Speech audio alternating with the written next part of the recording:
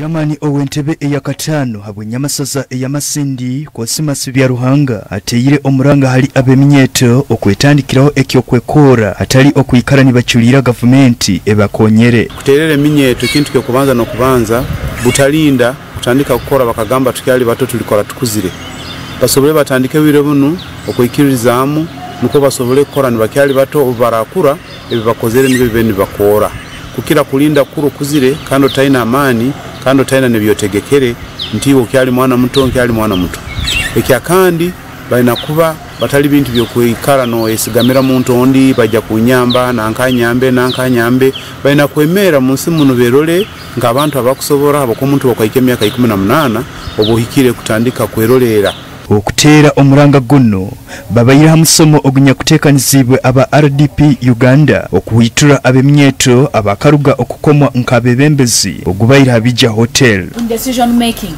So if only a few young people are going to go to Mbarara and vote on my behalf for my youth MP whom I might not even see for the entire 5 years, it is not fair.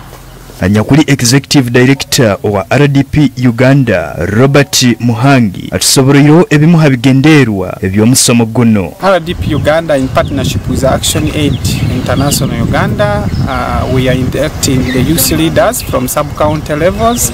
We are inducting them into their roles and responsibilities.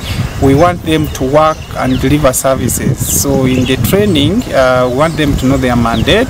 We are indicating to them the linkage between sub-county, district youth council and the national youth council, and also whom they can reach to have their issues sorted. Kosimasi agumzenti bakugenda okukoraganira hamwe n'abeminyeto bano omukayira akemitegekero nokurura nti bayikiyaho abantu obuherezo burungi. Budget yaitu eri open. Obutantu gamba ugabatenda ziri open. Twantu gamba akore emirimo yo narundiki eri open. Hati icho tukwenda kuteka muno kutunulira aba youth leaders bantu ina aba youth councillors ha district amagombora kulanti buli mugisa gondo kakubaho abantu babo ba youth nabo batungiroho ekibakukora atali gama ngo tulinde kyaite kibategekera aba youth. So it's a social contract between younger people and the government of this country. So whatever they do should also be fulfilling the thematic areas or the demands that we have in the National Youth Manifesto.